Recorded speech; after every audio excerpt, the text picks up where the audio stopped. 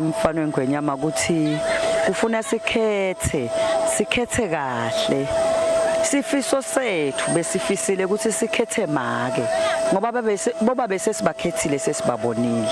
asale ke nyalo sikhetha make mane ke sibulawa yinfo yini ngoba thine bomake angathi sibukelana phasi kani kahle kuyadzinga lokuthi maka sesimbone naye usebenta kwakhe because bobabe sesibabonile sibakhethile sekunenge asale ke nyalo sikhetha make mina nje umvo wami unalokuthi asikhethe make wele hawu bophezulu bomkhono sebavele bemengemumo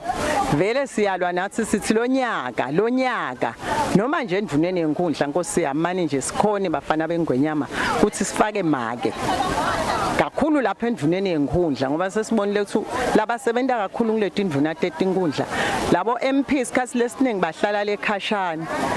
manje nje sikhone sibambisane nabo make ukuthi manje nje sikuphume make la kithi Mpolonjeni lokho sindwela kona nje vele ethi makagcina aphumele bekufanele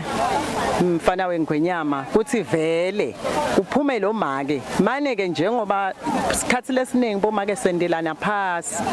kude nje nakuthiwa nje ubitwa indvodza ubona bomake bathi bhu nakubutwa makuve bathi hu manje asisati ukuthi bamama lento siyilungisa kanjani kulabo make. Hawo mntwana Nkosi nanathi la Mpolonjeni siyafisa lokuthi ake sibe naye make sibone ukuthi intuthuko ngeke yini sesike sibe nayo ngoba sesedamile yithi thine bobabe kanenge kodwa nasoloku asikubone ingqubekela phambili kahle sisafisa ke lokuthi sekuke asabe khona nje nalongimake sesimbone ukuthi yena utasibekaphi. Kuliqiniso vele ingonyama seyimemetele solukhetho isikhathi sesifikile kepha ke vele njengoba usho nje ukuthi kuyakhaleka ukuthi kubomaka akasabe khona make lokhethwako naye ahamba usimelele eParliament kuliqiniso leliphelele lokho ngoba phela emavela amaningi vele yakusekela lokho lokuthi make kufuna ukuthi abe khona emabandleni nasesikhundleni letsetulu bomake batholakale bakhona kungabi ngemadoda kuphela isikhathi lesinene.